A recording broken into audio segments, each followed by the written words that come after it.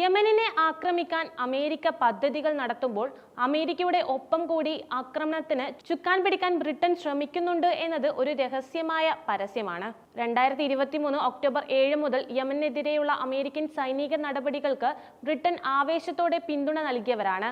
ബ്രിട്ടന്റെ കൂടെ ഒത്താശയോടെയാണ് 2024 ആദ്യ പകുതിയിൽ 5 വ്യത്യസ്ത അവസരങ്ങളിൽ യമനിൽ സംയുക്ത വ്യോമാക്രമണം നടന്നത്.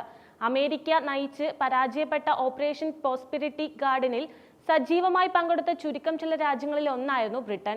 എന്നിരുന്നാലും യമനെ ലക്ഷ്യമിട്ടുള്ള ഏറ്റവും പുതിയ യുദ്ധത്തിൽ ബ്രിട്ടന്റെ പങ്ക് പാശ്ചാത്യ വാർത്താ ഏജൻസികൾ ഒഴിവാക്കുകയോ കുറച്ചു കാണുകയോ ചെയ്തിട്ടുണ്ട്. മാർച്ച് 16 ദി ഗാർഡിയൻ റിപ്പോർട്ട് ചെയ്ത യമനെതിരായ അമേരിക്കൻ വ്യോമാക്രമണങ്ങൾ ആഴ്ചകളോളം തുടർന്നേക്കാം എന്നാണ്. പക്ഷേ ആക്രമണത്തിലെ ബ്രിട്ടീഷ് ഇടപെടലിനെ കുറിച്ച് ഒരു പരാമർശവും വാർത്തയിലുണ്ടായിരുന്നില്ല.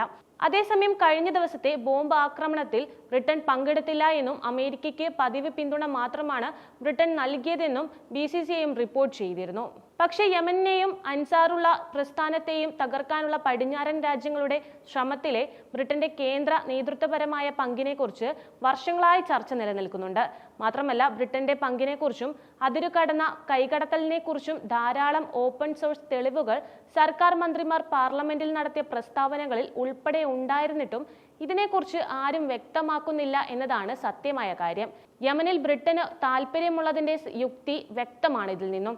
അതേസമയം 2015 മാർച്ചിൽ അൻസറുള്ളയുടെ നേതൃത്വത്തിലുള്ള ജനകീയ പ്രക്ഷോഭത്തിലൂടെ നാടുകടത്തപ്പെട്ട അബ്ദ്റബ്ബു മൻസൂർ ഹാദിയുടെ ഭരണം പുനഃസ്ഥാപിക്കുക എന്ന ലക്ഷ്യത്തോടെ നിരവധി പ്രാദേശിക സഖ്യകക്ഷികളുമായി ചേർന്ന് സൗദി അറേബ്യ യമനെതിരെ വിപുലമായ സൈനിക ഇടപെടൽ ആരംഭിച്ചിരുന്നു.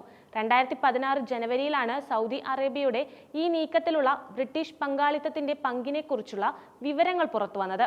പക്ഷേ ഇതൊരിക്കലും ബ്രിട്ടീഷ് ഉദ്യോഗസ്ഥർ തുറന്ന് സമ്മതിച്ചിട്ടേയില്ല. വാസ്തവത്തിൽ ആയുധങ്ങൾക്കും പരിശീലനത്തിനും വ്യോമാക്രമണ ലക്ഷ്യങ്ങൾ തിരിച്ചറിയുന്നതിനും സൗദി അറേബ്യയും അതിന്റെ കോൺഫെഡറേറ്റുകളും പൂർണ്ണമായും ബ്രിട്ടനെ ആശ്രയിച്ചിരുന്നു. സഖ്യസേനയുടെ ബോംബിംഗ് റെയ്ഡുകളിൽ ഉപയോഗിച്ചിരുന്ന ഉപകരണങ്ങളിൽ പകുതിയിലധികവും ബ്രിട്ടീഷുകാർ നൽകിയതായിരുന്നു. അതിൽ ടൊർണാഡോ, ടൈഫൂൺ വിമാനങ്ങൾ, പേവേ ബോംബുകൾ, ബ്രിംസ്റ്റോൺ, സ്റ്റോം ഷാഡോ മിസൈലുകൾ എന്നിവ ഉൾപ്പെടുന്നുണ്ട്. സൗദി അറേബ്യ ആഭ്യന്തര യുദ്ധത്തിൽ ഇടപെട്ട കാലത്തെല്ലാം ബ്രിട്ടീഷ് പരിശീലനം ലഭിച്ച പൈലറ്റുമാർ നടത്തിയ ബ്രിട്ടീഷ് നിർമ്മിത വിമാനങ്ങൾ വഴി ബ്രിട്ടീഷ് നിർമ്മിത ബോംബുകൾ, ക്ലസ്റ്റർ, യുദ്ധോപകരണങ്ങൾ എന്നിവയൊക്കെയാണ് അവർ ആക്രമണത്തിന് ഉപയോഗിച്ചിരുന്നത്. പറക്കലുകൾ പൂർത്തിയാക്കി കഴിഞ്ഞാൽ ഈ ജെറ്റുകൾ സൗദി അറേബ്യയിലേക്ക് തിരികെ പറക്കും. അവിടെ റോയൽ എയർഫോഴ്സ് എഞ്ചിനീയർമാർ ഉൾപ്പെടെയുള്ള ബ്രിട്ടീഷ് കരാറുകൾ അറ്റകുറ്റപ്പണികൾ നടത്തി സർവീസ് നടത്തുന്നതാണ്. സ്വതന്ത്ര അന്വേഷണങ്ങളുടെ അടിസ്ഥാനത്തിൽ കമ്പനിയിലെ കുറഞ്ഞത് 6200 ജീവനക്കാരെ ഇതിനായി സൗദി അറേബ്യയിലേക്ക് ബ്രിട്ടൻ അയച്ചിട്ടുണ്ട്. ഇത്രയും സഹായങ്ങൾ നൽകിയിട്ടും തന്റെ സാന്നിധ്യം ബ്രിട്ടൻ മറച്ചു വയ്ക്കുകയാണ് ഉണ്ടായത്. അത് തന്നെയാണ് ഇപ്പോഴും നടന്നുകൊണ്ടിരിക്കുന്നതും. അമേരിക്കയുടെ പുറകെ നിന്ന് ആക്രമണത്തിന് ചുക്കാൻ പിടിച്ച് ബ്രിട്ടന്റെ കണ്ണ് വീണ്ടും യമനിലേക്ക് എത്തിയിരിക്കുകയാണ്. പക്ഷേ അമേരിക്കയുടെ അടിക്കെല്ലാം അപ്പപ്പോൾ തിരിച്ചടി നൽകുന്ന യമൻ ബ്രിട്ടന്റെ സാന്നിധ്യത്തെ കാര്യമായി വകവയ്ക്കുന്നില്ലെന്ന് തന്നെ പറയാം.